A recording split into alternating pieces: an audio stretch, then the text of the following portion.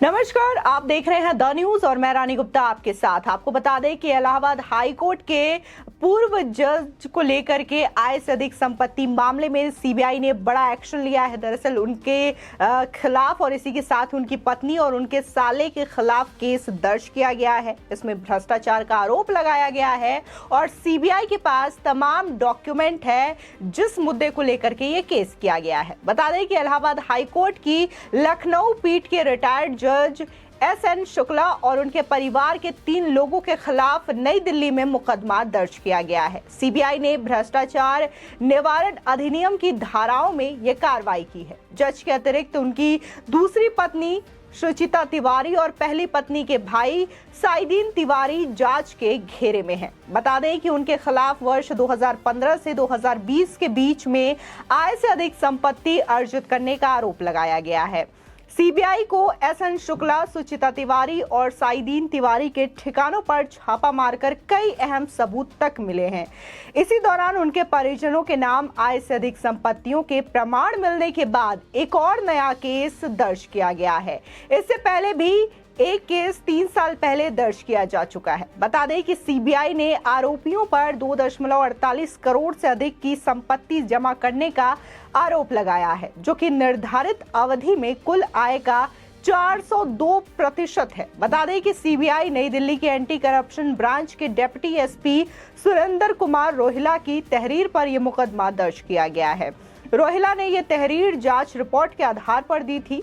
इस मुकदमे की विवेचना डेप्टी एसपी स्नेहांशु विश्वास को सौंपी गई है। बता दें कि एक निजी मेडिकल कॉलेज की मान्यता से जुड़े मामले में उड़ीसा उच्च न्यायालय के पूर्व जज आई.एम. कुसुद्दी को सीबीआई ने गिरफ्तार कर भेज दिया था। सीबीआई ने जज एस.एन. शुक्ला के अलावा रिटायर्ड जज आई.एम.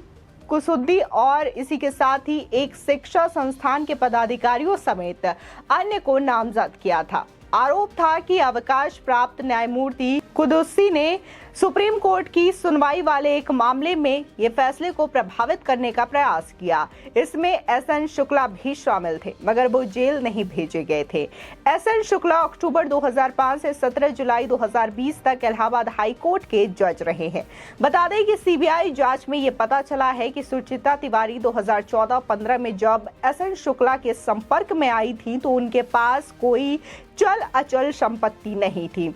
छापे में लखनऊ के सुशांत गोल्फ सिटी स्थित आवास से एस.एन. शुक्ला के नाम से 18 लाख रुपए की एफडीआर मिली थी। बता दें कि सीबीआई के मुताबिक यह रकम शुक्ला ने अवैध तरीके से अर्जित धन से खरीदी थी।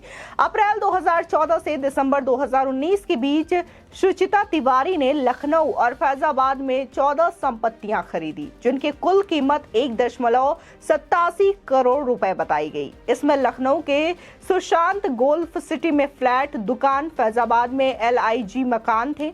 इसके साथ ही सुचिता तिवारी को और फैजाबाद के angel group of education training समाज सेवी संस्थान से डिप्टी रजिस्ट्रार के पद की सैलरी भी मिलती थी, जहां सुचिता तिवारी के बैंक खातों में 55.16 लाख रुपए जमा मिले। वहीं सीबीआई छापे में उनके फ्लैट से 7 लाख रुपए के आभूषण, 30 लाख कीमत की 2 गाड़ियां और करीब 5 लाख रुपए कीमत का सामान तक मिला है। इसी के साथ ही एस.एन. शुक्ला की पहली पत्नी के भाई साइदीन तिवारी के बात करें तो उनके पास 2014 से पहले महज उनके पास 3 संपत्तियां थी, ऐसा पता चला है। लेकिन ये संपत्तियां लखनऊ के सुशांत गोल्फ सिटी और मोहनलालगंज इलाके में है, जिसकी कीमत करीब 58 लाख रुपए है। साइदीन तिवारी, उनकी पत्नी और बच्चों के बैंक खातों में करीब 1.57 लाख रुपए पाए गए हैं। जबकि सीबीआई ने अप्रैल 2014 से दिसंबर 2019 की चल अचल संपत्तियों की पड़ताल की तो इस दौरान लखनऊ में करीब 90 लाख रुपए कीमत की 4 और संपत्तियां खरीदने का पता चला। साइदीन और उनके परिजनों के बैंक खातों में 8.13 लाख रुपए जमा मिले। जब सीबीआई ने साइदीन तिवारी की आमदनी का पता लगाया तो सामने आया कि 2015-16 से 2020-21 की अवधि में उनकी कुल आय 19.26 लाख रुपए ही थी।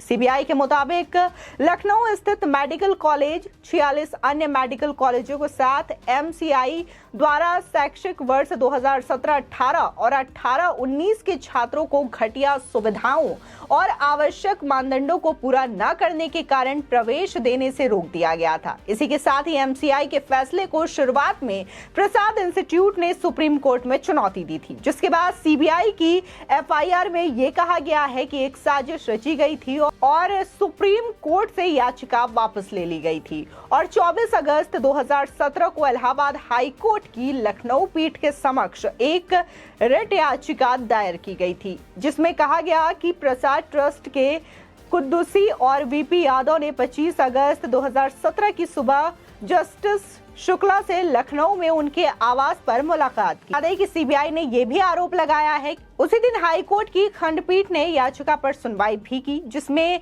जस्टिस एसएन शुक्ला शामिल थे और एक अनुकूल आदेश पारित कर दिया गया था। बता दें कि भारत के पूर्व मुख्य न्यायाधीश दीपक मिश्रा ने उत्तर प्रदेश के महाधिवक्ता राघवेंद्र सिंह की एक शिकायत पर शुक्ला के खिलाफ जांच का आदेश दिया, जिसके बाद में न्यायिक कदाचार का आरोप लगाया गया था, जिसके 3 सदस्यीय समिति, जिसमें कि तत्कालीन मद्रास हाई कोर्ट की मुख्य न्यायाधीश इंदिरा बनर्जी, तत्कालीन सिक्किम हाई कोर्ट के मुख्य न्यायाधीश एसके अग्निहोत्री और मध्य प्रदेश हाई कोर्ट के न्यायाधीश पीके जायसवाल शामिल थे। आपको बता दें कि एसएन शुक्ला को जनवरी 2018 में न्यायिक अनियमितताओं का दोषी पाया गया, जिसके बाद उनके महाभियोग की सिफारिश की गई थी और भारत के राष्ट्रपति से। बता दें कि शुक्ला को, जो उस समय इलाहाबाद हाई कोर्ट की लखनऊ पीठ में कार्यरत न्यायाधीश थे, वो अदालत में प्रवेश करने से उन्हें रोक दिया गया था और उनके सभी न्यायिक और प्रशासनिक कार्य भी छीन लिए गए थे।